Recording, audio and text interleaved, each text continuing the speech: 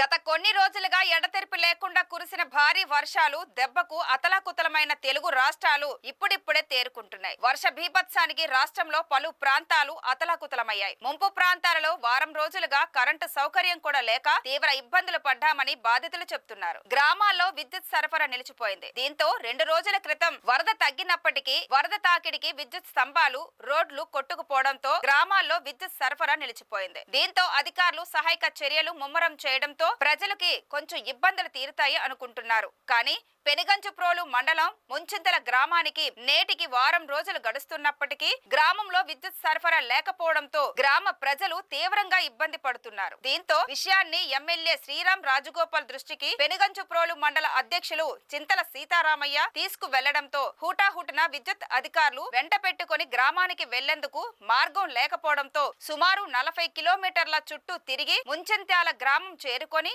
విద్యుత్ అధికారులతో దగ్గరుండి మరమ్మతులు చేయించడంతో గ్రామ ప్రజలు ఎమ్మెల్యేకు ధన్యవాదాలు తెలిపారు.